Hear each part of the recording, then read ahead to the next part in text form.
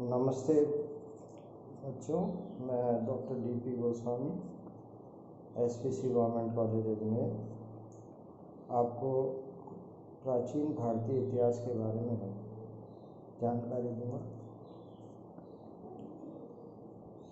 जैसा कि आपको विदित ही है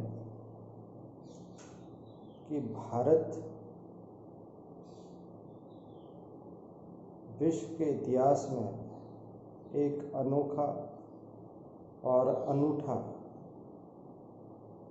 स्थान रखता है। प्राचीन भारतीय इतिहास को देखने से या अध्ययन करने से यह स्पष्ट हो जाता है कि भारत विश्व की प्राचीनतम सभ्यताओं में से यानी सनातन सभ्यताओं में से एक था। अब प्रश्न ये है कि प्राचीन भारत में हम क्या पढ़े हैं।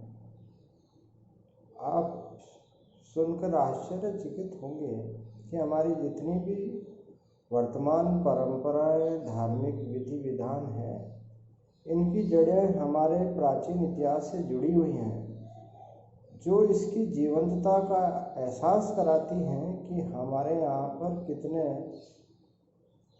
विद्वान और गुणी लोग रहे होंगे जिन्होंने इस प्रकार की संस्कृति और सभ्यता की नींव डाली जो आज तक चल रही है।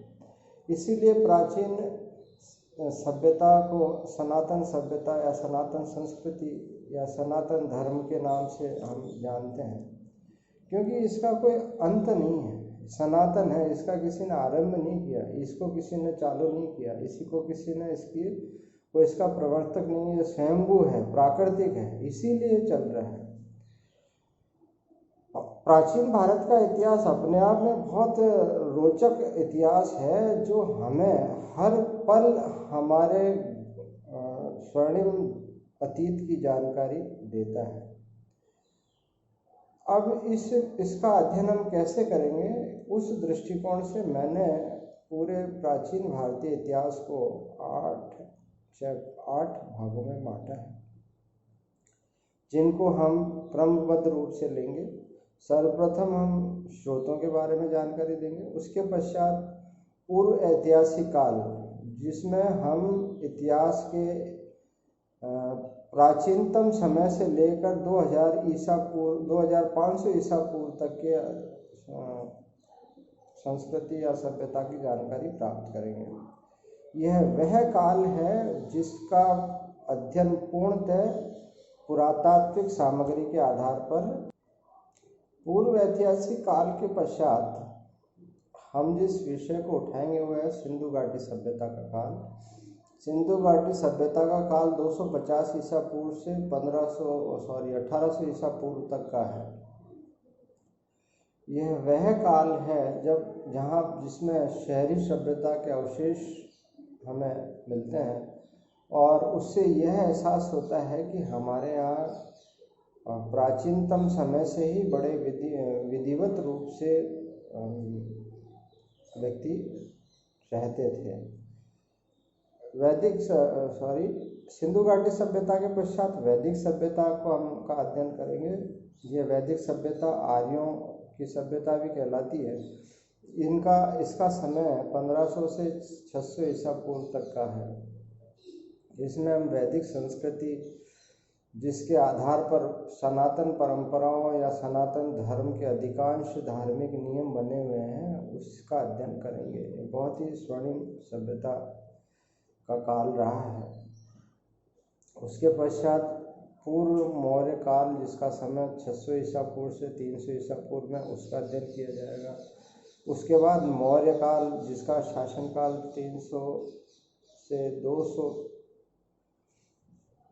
ईसा पूर्व तक का माना गया है, उसका अध्ययन करेंगे। फिर उसके बाद मौर्योत्तर काल, जिसका समय 200 से 300 ईस्वी तक का माना गया, उसका अध्ययन किया जाएगा। उसके बाद गुप्त काल, जिसका शासनकाल 300 से 550 ईसा पूर्व तक का है। फिर गुप्त उत्तरोत्तर काल जिसका समय 650 से 750 ईसा पूर्व है, उसका अध्ययन करेंगे। और अंत में राजपूत काल जो 750 से 1200 ईस्वी तक का है, यानी कि सल्तनत शासकों के आगमन तक का अध्ययन हम करेंगे। ये हमारी आउटलाइन रहेगी कि हम किस तरह से प्राचीन भारतीय इतिहास को पढ़ेंगे। एक चीज़ जो मैं आप सबसे चाहूँगा वो ये है कि यह वह इतिहास है जिसको आप पूरे गौर से इसका अध्ययन करें, क्योंकि यह आपको आपके अतीत का एहसास कराएगा, और न केवल एहसास कराएगा वरन हमारी प्राचीनतम जो विधि विधान है उनको वर्तमान तक किस तरह से सतत जिंदा रखा गया है, और वो किस तरह से किन विधियों से उनका हम अनुसरण करते हैं उसके बारे में भी इसमें जानकारी मिलेगी। सर्वप्रथम हम प्राचीन भारतीय इतिहास के स्रोतों से अपना पाठ्यक्रम चालू करेंगे। उसके बाद हम यह बताएंगे कि वह इतिहास क्या है, और उसके पश्चात अपन प्री ऐतिहासिक काल से अपना अध्यापन चालू करेंगे। आज मैंने आपको ब्रीफ किया, कल मैं आपको प्राचीन भारतीय इतिहास के स्रोतों के बारे में जानकारी दूंगा। धन्यवाद।